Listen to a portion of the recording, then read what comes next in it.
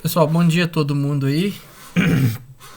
Vocês devem ter visto lá no Siga, né, que semana passada eu atualizei. O pessoal da outra turma pediu a inclusão de um material. Eu fiz a inclusão desse material no Siga, que seriam algumas sessões do livro do Aguirre. Além disso, foi agendado para hoje também, né? Hoje tem a entrega aí do relatório 1. Vocês devem ter recebido isso semana passada, essa atividade aí. Hoje, praticamente, nós encerramos, né, em termos de volume de atividade, as atividades do relatório 2, que hoje a gente entra no último guia de prática. A gente fez o guia de prática 3, o guia de prática 4 e o guia de prática 5, que fecha o conteúdo do relatório 2. Semana que vem, né, vendo a nossa programação aí, semana que vem é aula de plantão de dúvidas. Dúvidas para quê? Para essa atividade que a gente está encerrando aqui hoje. Então, é um plantão de dúvida para o guia de prática 2, 3, 4 e 5. Caso tenha necessidade aí, né, principalmente dos últimos. Apesar dessa sessão agora ter um volume maior de informações, parte vocês já viram em teoria, já resolveram e entregaram atividades em teoria, e hoje, inclusive, uma parte tem certa interseção com o que foi visto em análise. Então, é meio que uma revisão sobre o que foi feito em análise também, tá? Então, apesar da prática hoje ela ser maior do que a prática 4, né? Que a prática 4 só tinha 2 questões, mas é algo também tranquilo para ser feito. Por quê? É coisa que vocês já trabalharam. Quem fez laboratório de análise trabalhou comigo isso em laboratório de análise. E quem não fez os métodos de aplicação aqui hoje, que hoje é projeto de controlador do tipo P&D, também é muito tranquila de ser feita. Bom, antes de iniciar propriamente a aula, alguém tem dúvida aí sobre o guia de prática 3 e 4, né? Antes de abrir aqui o guia de prática 5? Alguém precisa de esclarecimento, alguma dúvida, alguma colocação? Eu estou com dificuldade só na implementação do preditor de Smith, mas é questão de código. Eu vou tirar amanhã para poder estar testando novamente. E qualquer coisa eu posso te mandar um e-mail para a gente marcar, caso eu não consiga solucionar? Pode sim. Mas antes de mandar o código, ô Lucas, de todo jeito é uma questão de relatório mesmo, nem que seja à mão, no papel, faça para mim o diagrama, só para eu entender o que você está tentando programar. Então faz o diagrama. Eu fiz o diagrama, porque pelo que eu entendo do preditor de Smith, eu projeto um controlador, desconsiderando o atraso, depois projeto o preditor para tratar esse atraso. Isso mesmo. Entendeu? Só que na hora da aplicação tá dando um resultado um pouco errado, implementando o atraso. Eu acho que pode ser em relação à função de atraso do Python, a biblioteca MATLAB, que pode ser alguma coisa que eu considerei ou deixei de considerar. Aí eu vou tentar de novo, porque aí eu verifico se o código vai rodar certinho, vou fazer por partes e eu entro em contato com qualquer coisa se não der certo. Tá bom, sem problema. Eu falo só mandar para mim o diagrama, para eu conseguir acompanhar melhor o que você está propondo. Senão o código por si só fica muito difícil para mim. Então, pra você me dar uma direção do que corrigir, do que olhar, você me manda junto o diagrama. Senão fica... Eu não sei o que você tá fazendo. Na verdade é essa. Tranquilo? Eu fiz para identificação dos sistemas. Eu usei 2 métodos, que o primeiro é de primeira ordem, eu usei pelo tal mesmo. Eu considerei o tal do sistema e modelei no sistema de primeira ordem, desconsiderando totalmente atraso. Não. O que eu falo é porque você tem 2 formas de construir a malha de preditor de Smith. Então, qual que você tá adotando? Eu tô adotando a mesma da figura 2 que você colocou. Ok, sem problema. Sem problema nenhum. Isso não é problema. É essa informação que eu preciso para conseguir olhar seu código. Tranquilo? E quando eu faço o PS, eu tô aplicando como se eu tivesse feito uma malha aberta, só que eu juntei todas as funções que eu gerei. Aí quando eu tô aplicando o sinal, tá dando erro. De negócio tá ficando instável o meu sistema. Tá. Tenta olhar amanhã, se não der certo, você me manda essas informações tudo junto, que eu tento dar uma olhada, depois de dar uma olhada eu tento marcar um horário com você aí pra gente poder olhar isso, tá certo, Lucas? Sem maiores problemas. Muito obrigado. Alguma outra questão aí, gente, além do Lucas? Que só o Lucas que fala aqui na aula, pelo menos você participa pra caramba, Lucas. O resto do povo fica todo mundo caladinho, só me ouvindo. Tá tranquilo aí? As meninas, Ronaldo? Quando a gente fez na teoria essa parte do preditor, a gente estava tendo alguns problemas também.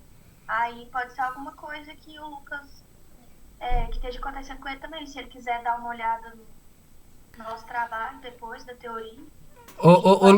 Sim, a colocação da Larissa ela é importante, tá, Lucas? Eu acho que você só tá matriculado em laboratório. O pessoal já passou por esses perrengues aí em teoria, no trabalho que foi feito em teoria. Então eles já conseguiram resolver alguns problemas. Então conversar, trocar uma ideia aí com a turma pode também te ajudar a perder menos tempo. Tempo nesse ensino remoto ele é complicado, né? Por mais que a gente tenha tempo, ele ainda é pouco. Então, Larissa, a Larissa se colocou à disposição aí, Lucas. Qualquer coisa, entre em contato com ela e vê qual abordagem que eles usaram. Pra resolver que eles... Eu sei que o Walter até comentou comigo que eles tiveram um probleminha com o preditor de Smith. Ok? Ok, pode deixar. Eu chamo ela aqui depois também. Eu tô conversando muito também com da outra turma também, o pessoal da outra turma, pra ajudar até aquela dúvida que eu tinha na implementação que tava dando errado. Foi eles que me passaram que a função tava errada. Beleza. No relatório, porque como eu não tinha o material do semestre passado, aí por isso que eu perdi um tempinho bacana aí tentando fazer funcionar. Não, sem problema. Pessoal, um outro aviso, deixa eu lembrar aqui que fugiu de mim agora, eu ia falar, fugiu aqui. Semana passada vocês viram que, não sei se vocês acessaram o vídeo que eu disponibilizei no Siga A. O vídeo que eu disponibilizei no Siga, ele é da turma G2. Por quê? A aula de vocês que eu gravei semana passada, eu tive um problema no aplicativo que eu perdi as 2 aulas que eu gravei na segunda. Mas como o conteúdo é o mesmo, as informações são as mesmas, então eu compartilhei com vocês, que seria a explicação do Guia de Prática 4, né? Eu compartilhei com vocês, para quem faltou, o link do vídeo que eu gravei na turma G2. Que no final da história é a mesma coisa que eu falei aqui. Teve até mais discussão lá do que na turma de vocês. Então, se ainda assim ficou alguma dúvida, é só me procurar que eu tento esclarecer, tá bom? Por isso que eu não inverti lá a ordem não, mas foi porque eu perdi a gravação da aula própria de vocês aqui da turma G1. Deu pau aqui no aplicativo e a coisa não ficou salva. Bom, vamos desembolar aqui e mudar a chave hoje. Então, hoje é projeto de controladores do tipo PID, tá? Na verdade, nós vamos projetar somente controladores do tipo PI, o termo derivativo aqui eu não coloquei ele na prática, eu deixei ele mais simples só para a gente ver o efeito do proporcional e do integral.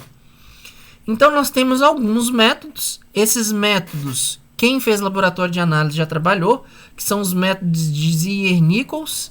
A curva de reação, eu disponibilizei ele semestre passado.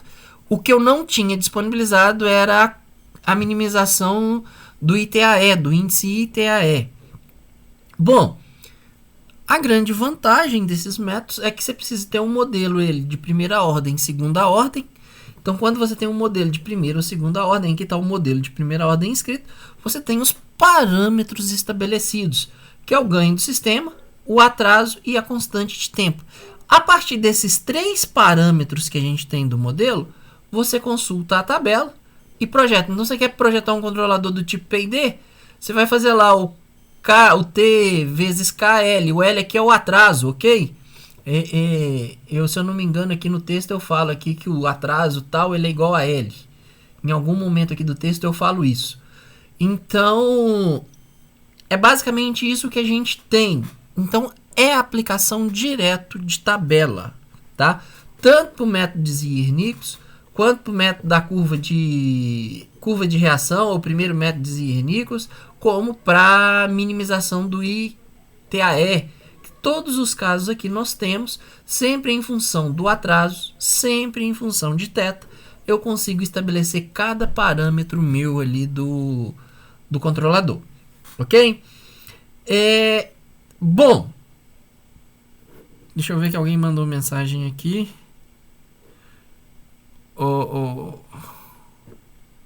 Alô, Lucas, voltou? Eu tô ouvindo vocês aí, sua mensagem chegou. Vocês estão me ouvindo ou caiu a ligação? Eu tô ouvindo. O slide também tá acompanhando? Tá dando certo? Sim. Então eu acho que foi só o Lucas mesmo. Deixa eu responder ele aqui, foi sua internet.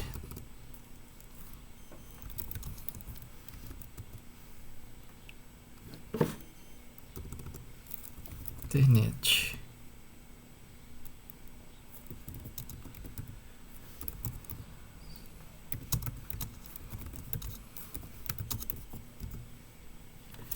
Beleza. Então vamos lá. Atividades. O que a gente vai fazer? Vocês vão projetar 3 controladores PIs. Utilizando quais modelos? Os modelos de primeira e segunda ordem que vocês obtiveram lá no Guia de Prática 3. Então é aplicação direta. Lembra que você pode escrever esses modelos daquela forma padrão ali de 3 parâmetros. Né? Um modelo de primeira ordem. Então, o que você vai fazer? Com o modelo de segunda ordem, você vai aplicar o método descrito na seção 2, que é o método de Zier-Nichols. O modelo de primeira ordem, você vai aplicar o método descrito na seção 3, que é o primeiro método de Zier-Nichols, ou curva de reação, né? E vai utilizar um modelo de primeira ordem aplicado ao método descrito na seção 4, que é o mínimo de metros quadrados. Então, é escrever o modelo na forma padrão e usar a tabela ali para projetar o controlador do tipo PI, né? Na verdade. Bom, lembrando que a gente precisa de ter atraso para fazer essa modelagem por tabela, vamos continuar considerando que o sistema tem um atraso de 10 segundos, que é aquele atraso que a gente colocou lá no Guia de Prática 3. Se eu não me engano, na última questão do Guia de Prática 3. Então vocês vão usar como questão de atraso aquele que eu determinei, o atraso lá do Guia de Prática 3. Isso. Bom, na sequência, então projetou esses controladores, vocês vão simular simplesmente ele ali, ver como que esses sistemas vão se comportar, né? Quem aqui? Os 3 controladores PID. Então você simplesmente vai pôr isso na malha de controle e ver como que ele vai se comportar. Questão 3. Nós vamos alterar a dinâmica do sistema. Tá? Então nós vamos entrar agora com uma perturbação no sistema. A questão 3 eu simplesmente descrevo como que vocês vão estar incluindo a perturbação no sistema. Como que vai considerar? Vocês vão imaginar o processo de regulação. Então, processo de regulação, o ponto de operação é, por exemplo, meu ponto de operação é 100, então o meu sistema está em 100. Ok? Então, considere o sistema em regulação no ponto de operação. Ou seja, ele está regulando ali em 100. Ok? Você já está com a malha fechada e tudo. O sistema já estabilizou, ele está paradinho lá sendo controlado em 100. Você vai recortar seu vetor de tempo, tá? De forma que a partir do momento que ele está lá regulando bonitinho em torno do ponto de operação, após 50 segundos que ele está no seu ponto de operação, que ele está lá regulando bonitinho, após 50 segundos de simulação, você vai aplicar uma entrada degrau. Então, se o seu sistema era 100, ele pode ir lá para 110, 115, que é a posição. Vai depender da amplitude que você está usando aí para o degrau. Então, manda o sistema lá para cima. Faz ele dar um degrau. O que vai acontecer? O sistema sai, a gente vai ter a curva característica e ele deve, né, estabilizar lá no degrau que você submeteu. 110, 115, dependendo aí da amplitude. O sistema vai estabilizar. 50 segundos a partir do momento que ele estabilizou, ok? Que ele alcançou regime permanente após ele ter estabilizado, você vai imaginar que o refratário que envolve o cilindro, ele foi danificado. Como o cilindro foi danificado, o que a gente vai fazer? Esse fato a gente está assumindo que ele vai aumentar a taxa de troca de calor. Ele aumentando a taxa de troca de calor com o ambiente externo, esse termo que aparece lá na equação diferencial, que é o H externo vezes π, vezes o diâmetro externo vezes L, ele vai ser multiplicado por um fator 1.3. Então veja, meu sistema estava sendo controlado, dei o degrau, ele mudou de nível e estabilizou. 50 segundos depois que ele tiver alcançado o regime permanente, eu tenho que entrar com essa alteração no meu modelo. Ou seja, a minha camisa de revestimento que eu tinha no cilindro, essa camisa quebrou, sofreu algum dano e a troca de calor daquela cerâmica, ela já não funciona como ela estava projetada, está fazendo com que o meu sistema realize, né, 30% a mais de troca de calor com o ambiente externo. Ou seja, ele está resfriando mais, ele está perdendo mais calor. Tá? Então, isso vai virar uma perturbação. Como que esses controladores vão rejeitar essa perturbação? Se é que eles vão rejeitar a perturbação. Então, a questão 3 é simplesmente montar o experimento. Na questão 4, você agora vai aplicar os controladores aqui e analisar os controladores. Quais controladores? Você vai avaliar os controladores PIs obtidos no item 1, juntamente com o controlador polinomial, que vocês projetaram lá no guia de prática 3, com o controlador obtido via lugar geométrico das raízes, que você projetou no guia de prática 4. Então, para esse experimento, sistema regulando, dou o degrau, 50 segundos depois que ele estabilizou, entrei com a perturbação, todos os 5 controladores que você projetou, você vai avaliar ele especificamente para esse teste. Lembrando, cada um tem um sistema, cada um tem um ponto de operação diferente.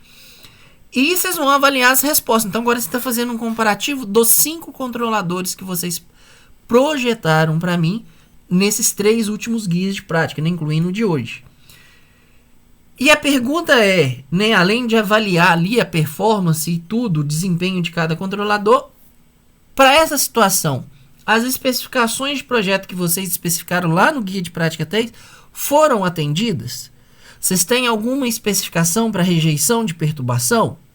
Estou chamando a atenção aqui, tá? Essa pergunta aí você tem ou não tem essa especificação? Então, puxa a estrelinha aí para você pensar sobre isso. Se não tiver, talvez incluir aí uma especificação para malha fechada em relação à rejeição à perturbação. No item 5, cálculo de índice. Também é algo comum, eu acho que vocês já fizeram, inclusive, no guia de prática, no primeiro relatório, se eu não me engano. Lá tem IAE, ITAE, o RMSE, né? Que são para quantificar o desempenho aí das malhas fechadas de controle. O que você vai fazer? Você vai calcular o erro fazendo a resposta, né? A referência, o erro vai ser a referência menos a saída da sua malha de controle ali. Então, por ali você calcula o índice. O que eu vou usar aqui, Lucas? Vou considerar o erro do regime permanente ou vou considerar o erro do regime transitório? Fica a critério de vocês. Posso usar um, posso usar outro.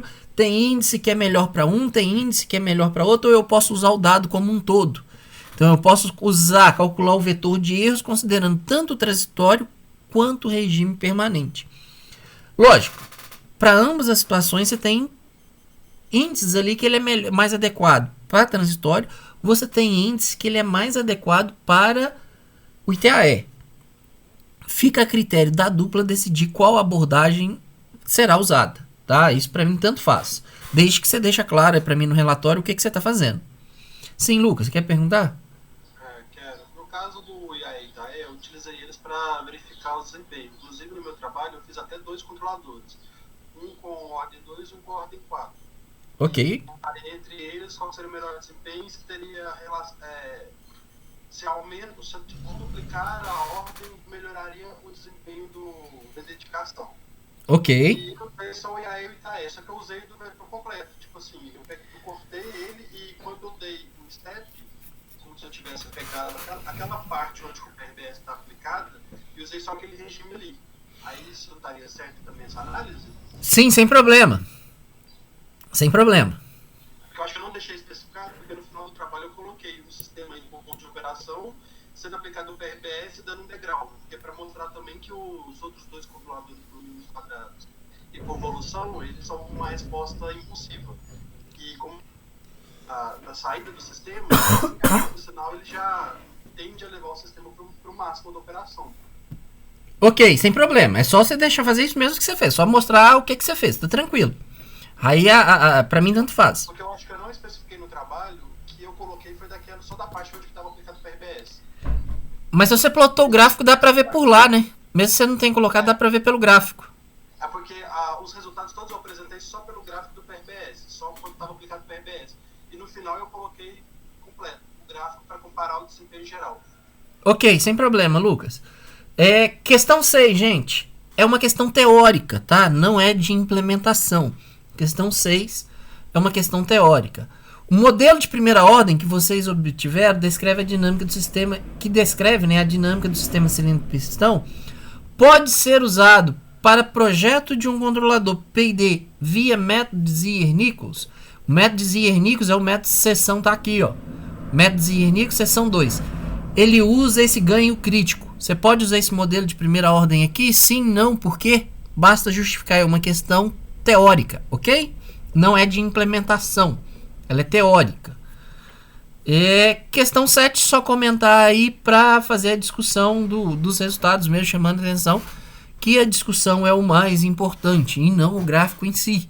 Então o importante aqui é que vocês discutam os resultados, para mim, os resultados obtidos. Tranquilo, ok? Algo que eu possa esclarecer? Ou dá para começar a prática e esperar as dúvidas surgir? Acho que é aplicar e ver o que vai dar errado para poder sair testando. Tá certo, eu acho que é por aí também, Lucas. Alguma outra dúvida, turma? Na hora que a gente tá lendo, parece que vai dar tudo certo. Na hora que você começa a programar, dá tudo errado. Tá bom, faz parte, Larissa. Isso faz parte da vida do engenheiro. Danilo, você chegou por último, tá? Só chamei a atenção da turma aqui que é importante, que a entrega do relatório tá marcada para hoje. Divulguei isso, se eu não me engano, lá na quinta-feira. Entrega para hoje até às 18 horas. Ok, Lucas, tô ligado. Obrigado, hein? Só chamando a atenção mesmo, você chegou um pouquinho atrasado, eu já tinha falado sobre isso. De nada. Lucas, alguma outra pergunta? Você tinha soltado o microfone aí de novo? Não, só ia complementar a fala da Larissa, que nesse relatório teve uma implementação que eu fui fazer, que eu esqueci de um parênteses. Meu Python não recusou a expressão e estava dando errado o negócio, você fica ali quase uma hora caçando onde tá errado. Aí você deleta tudo, vai fazer de novo, vai dar certo. Tá bom. Pelo menos achou o erro, Lucas. O problema é quando não acha o erro. Turma, obrigado, hein? Exatamente. É só o processo, foi. Não achar o erro. Então, turma, obrigado aí a todos novamente. Vou subir o guia de prática agora pro Siga. Tenha uma boa semana. Já vou me organizar aqui para começar a fazer a correção dos relatórios, tentar devolver isso o quanto antes para vocês. O guia de prática eu já vou subir agora pro Siga, assim que eu encerrar a aula, já vai estar à disposição de vocês lá, tá bom? De novo, qualquer dúvida me retornem, por favor, eu tento esclarecer. Aqui da turma até então, só o Lucas que me pediu ajuda, né? Que pediu esclarecimento, que tirou dúvida. Então, estou considerando que pro resto da galera tá tudo indo tranquilo, tá? Porque como vocês não estão tirando dúvida para mim, é a única leitura que eu posso fazer. De qualquer forma, se precisar de algum contato, pode mandar e-mail, pode me chamar aqui no chat do Teams aqui, que eu tento esclarecer, ou por texto, ou a gente marca aí uma chamada aí que eu tento esclarecer e explicar, né, se eu conseguir. Tá bom? Boa semana para todos, obrigado pela presença. Lembrando, próxima aula nossa é plantão de dúvidas, então não entro com guia de prática novo. Vou tentar esclarecer dúvidas, tranquilo? Boa semana para todo mundo. Até a próxima aula, então. Valeu, gente. Obrigado. Tchau. Ok, obrigado. Bom dia.